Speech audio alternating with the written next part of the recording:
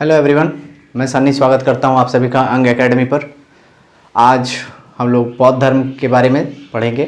जैन धर्म की पार्ट 1 और पार्ट 2 के वीडियोज़ आ चुके हैं, आप उसे देख सकते हैं। और अब हम बौद्ध धर्म को लेकर आए हुए हैं। बौद्ध धर्म की पार्ट 1, पार्ट 2 और पार्ट 3 3 वीडियोज़ आएंगे। तीनों पार्ट को आप कंपाइल करके देखेंगे तो बहुत ही अच्छा उत्कृष्ट प्रश्नों का संकलन किया गया है, उत्कृष्ट पॉइंट दिए गए हैं, आपको महत्वपूर्ण जानकारियाँ मिलेगी। उम्मीद है आपको वीडियो अच्छी लगेगी। चलिए चलते हैं बौद्ध धर्म पे। अभी हम लोग बौद्ध धर्म का परिचय स्टार्ट करेंगे, उसके बाद फिर आगे चलेंगे। चलिए देखते हैं। परिचय। बौद्ध धर्म के संस्थापक गौतम बुद्ध। बौद्ध धर्म के संस्थापक कौन थे? गौतम बुद्ध थे। इन्हें लाइट ऑफ एशिया यानी कि एशिया का ज्योतिपुंज के नाम से भी जाना जाता है। आपसे प्रश्न पूछा जाता है कि लाइट ऑफ एशिया के नाम से किसे जाना जाता है? लाइट ऑफ एशिया के नाम से किसे जाना जाता है? किसे जाना जाता है? गौतम बुद्ध को, लाइट ऑफ एशिया। ठीक है। इनका जन्म 563 ईसा पूर्व में हुआ था। गौतम बुद्ध का जन्म 563 ईसा पूर्व लुम्बिनी कपिलवस्तु। कहाँ पे हुआ? 563 ईसा पूर्व में कपिलवस्तु लुम्बिनी। ठीक है। गौतम बुद्ध के पिता का नाम शुद्धोधन शाक्यगण के मुखिया थे। गौतम बुद्ध के पिता शुद्धोधन शाक्यगण के मुखिया थे। इनकी माता महामाया देवी। इनके जन्म के पश्चात ही इनकी माता की मृत्यु हो जाती है और इनका लालन पोषण इनकी सौतेली माँ प्रजापति गौतमी के द्वारा किया जाता है। माता का नाम, गौतम बुद्ध के माता का नाम महामाया देवी। इनका लालन पोषण प्रजापति गौतमी के द्वारा किया जाता है। गौतम बुद्ध के बचपन का नाम सिद्धार्थ था। गौतम बुद्ध के बचपन का नाम क्या था? सिद्धार्थ था। यहाँ से भी प्रश्न पूछा जाता है कि गौतम बुद्ध के बचपन का नाम क्या था? सिद्धार्थ था। इनका जो है जीवन अध्यात्म की ओर बहुत ज़्यादा अग्रसर था, जिसके कारण इनकी जो शादी है बहुत ही कम उम्र 16 वर्ष की अवस्था में करा दी जाती है। इनकी पत्नी का नाम यशोधरा था। इनकी पत्नी का नाम क्या था? यशोधरा। इनकी शादी जो है 16 वर्ष की उम्र में ही हो जाती है, 16 वर्ष में। ठीक है। इनकी पत्नी का नाम यशोधरा और इन्हें एक पुत्र भी था, उसका नाम राहुल है। यहाँ से भी प्रश्न बनता है कि गौतम बुद्ध के पुत्र का नाम क्या था? राहुल। इनकी पत्नी का नाम क्या था? यशोधरा। आपने जैन धर्म जब पढ़ेंगे तो या जैन धर्म की आप वीडियो देखेंगे तो उसमें महावीर की पत्नी का नाम यशोदा है, तो कन्फ्यूज़न थोड़ा सा बना रहता है, तो इसे ध्यान से रखेंगे याद कि महावीर की पत्नी का नाम यशोदा और गौतम बुद्ध की पत्नी का नाम यशोधरा है। ठीक है। चलिए आगे चलते हैं। एक खास बात है, गौतम बुद्ध का जन्म और ज्ञान की प्राप्ति और महापरिनिर्वाण, यानी कि गौतम बुद्ध का जन्म और इनके ज्ञान की प्राप्ति और इनको निर्वाण की प्राप्ति तीनों एक ही दिन वैशाख पूर्णिमा के दिन में हुई थी। ठीक है। वैशाख पूर्णिमा के दिन हुई। ठीक है। तो इसी दिन को जो है बुद्ध पूर्णिमा के नाम से भी जाना जाता है। बुद्ध के जन्म, ज्ञान की प्राप्ति और इनकी मृत्यु तीनों एक ही दिन वैशाख पूर्णिमा के दिन हुई थी और इसी तिथि को बुद्ध पूर्णिमा के नाम से भी जाना जाता है। आगे चलते हैं। गौतम बुद्ध की मृत्यु 483 ईसा पूर्व कुशीनारा देवरिया उत्तर प्रदेश में हुई थी। गौतम बुद्ध की मृत्यु 483 ईसा पूर्व में कुशीनारा देवरिया उत्तर प्रदेश में हुई थी। ये जो है मल्ल राजा चुंद के द्वारा प्रसाद ग्रहण करने से हुई थी। मल्ल राजा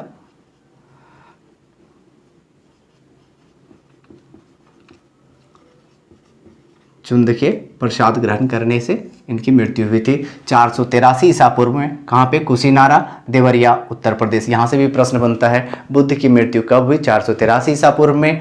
किस जगह हुई? कुशीनारा देवरिया। दोनों में से कोई भी ऑप्शन में हो सकता है, देवरिया भी और कुशीनारा भी। चलिए, गौतम बुद्ध की मृत्यु की जो घटना है इसे बौद्ध धर्म में महापरिनिर्वाण के नाम से जाना जाता है।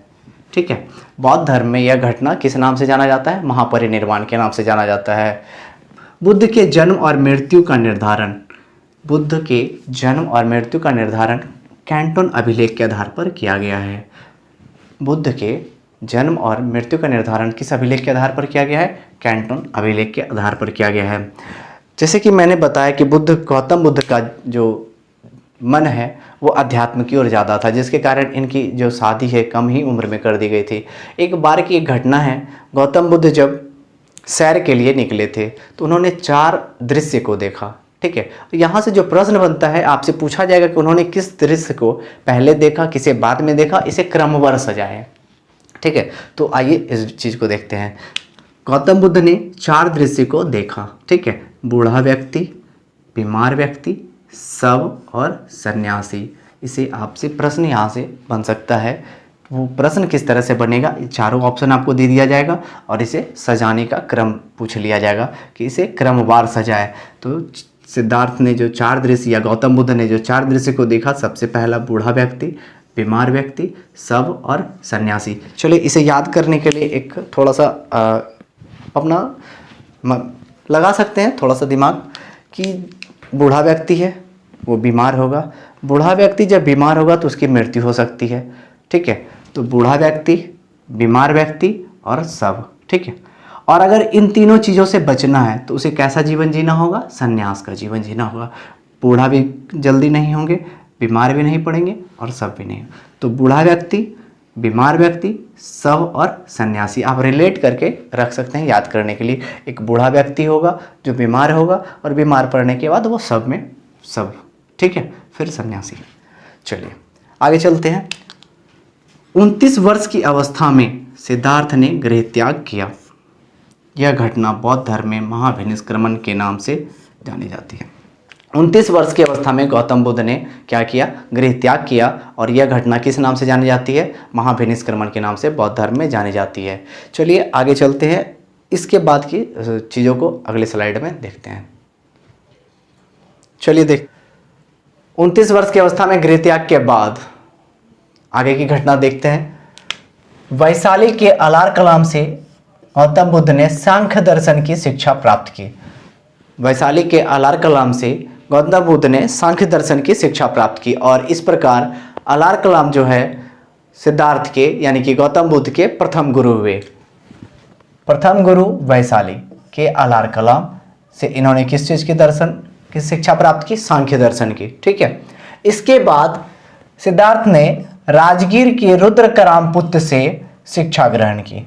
पहले शिक्षक अलार कलाम हुए, दूसरे रुद्रकराम पुत्र कहाँ के थे, राजगीर के। ठीक है, आगे चलते हैं। इसके बाद सिद्धार्थ को 5 साधक मिले। सिद्धार्थ को 5 साधक मिले। 5 साधक कौन कौन थे, कौंडिन्य, वप्पा, भदिया, महानामा और असागी। 5 साधक कौंडिन्य, वप्पा, भदिया, महानामा, असागी, ये पांचों के नाम आपको याद होने चाहिए। ठीक है, क्योंकि यहाँ से जो प्रश्न बनेगा वो इनमें से 4 ऑप्शन में दे दिए जाएंगे या 3 ऑप्शन में दे दिए जाएंगे। पूछ दिया जाएगा निम्न में से कौन जो है साधक नहीं है। ठीक है, तो यहाँ से आपको ये पांचों नाम याद होने चाहिए। गौतम बुद्ध को 5 साधक मिले। कौन कौन मिले, कौंडिन्य, वप्पा, भदिया, महानामा और असागी। ठीक है, कौंडिन्य, वप्पा, भदिया, महानामा, असागी। आप सोच रहे होंगे कि मैं बार बार रिपीट क्यों करता हूँ, बार बार रिपीट करने से ये चीज़ें आसानी से याद हो जाएंगी। चलिए आगे देखते हैं। 6 वर्ष की कठिन तपस्या यानी कि बिना अन्न जल की तपस्या के बाद 35 वर्ष की आयु में वैशाख पूर्णिमा की रात निरंजना यानी कि फल्गु नदी के तट पर, निरंजना यानी कि फल्गु नदी के तट पर पीपल वृक्ष के नीचे सिद्धार्थ को ज्ञान प्राप्त हुआ। 6 वर्ष की कठिन तपस्या के पश्चात 35 वर्ष की आयु पूरी करने के बाद निरंजना नदी के तट पर यानी कि फल्गु नदी, इसी फल्गु नदी का नाम निरंजना नदी है, पीपल वृक्ष के नीचे गौतम बुद्ध को ज्ञान की प्राप्ति होती है। उसके बाद से गौतम बुद्ध, सिद्धार्थ जो है गौतम बुद्ध के नाम से जाने जाते हैं, और जिस जगह पर सिद्धार्थ को ज्ञान की प्राप्ति हुई वो जगह क्या कहलाता है, बोध गया कहलाता है। ठीक है, वो जगह क्या कहलाया, बोध गया कहलाया। चलिए आगे चलते हैं। गौतम बुद्ध जो है अपना पहला उपदेश देते हैं वाराणसी के सारनाथ में। ठीक है, वो जगह कहाँ होता है, ऋषिपत्नम में। बौद्ध धर्म में यह घटना धर्मचक्र प्रवर्तन के नाम से जानी जाती है। बौद्ध धर्म में यह घटना किस नाम से जानी जाती है, धर्मचक्र प्रवर्तन के नाम से जानी जाती है। गौतम बुद्ध के जो उपदेश की भाषा थी ये पाली भाषा थी। इन्होंने पाली भाषा में ही अपने उपदेश को दिए। ठीक है, आगे चलते हैं। सर्वाधिक उपदेश कहाँ पर दिए, श्रावस्ती में। यहाँ से 3 प्रश्न बन सकते हैं। गौतम बुद्ध ने अपने उपदेश सर्वप्रथम कहाँ दिए, सारनाथ, ऋषिपत्नम में। यह घटना क्या कहलाती है बौद्ध धर्म में, धर्मचक्र प्रवर्तन कहलाती है। इनके उपदेश की भाषा क्या थी, पाली भाषा थी। सर्वाधिक उपदेश किस जगह पर दिए? श्रावस्ती में दिए, जो कौशल की राजधानी थी। ठीक है, आगे चलते हैं, पॉइंट देखते हैं। बौद्ध धर्म में ईश्वर एवं आत्मा की मान्यता नहीं है। बौद्ध धर्म में ईश्वर एवं आत्मा की मान्यता नहीं है। ठीक है, आगे चलते हैं। बौद्ध धर्म में पुनर्जन्म की मान्यता है। बौद्ध धर्म में पुनर्जन्म की मान्यता है, लेकिन ईश्वर और आत्मा की मान्यता नहीं है। चलिए आगे चलते हैं। बौद्ध धर्म के त्रिरत्न हैं। बौद्ध धर्म के त्रिरत्न हैं बुद्ध, धम्म और संघ। ये चीज़ आपको याद रखना है। बौद्ध धर्म के त्रिरत्न क्या क्या है? बुद्ध, धम्म और संघ। ठीक है, आगे चलते हैं। बुद्ध ने तृष्णा को छीन हो जाने की अवस्था को ही निर्वाण कहा है। बुद्ध ने तृष्णा को छीन हो जाने की अवस्था को क्या कहा है? निर्वाण कहा है। चलिए, हम लोग यहाँ तक देख चुके हैं। जो नेक्स्ट पॉइंट और भी बहुत सारे इंपॉर्टेंट फैक्ट बचे हुए हैं, इसको हम नेक्स्ट वीडियो में लेकर आएंगे। ठीक है, तब तक के लिए धन्यवाद।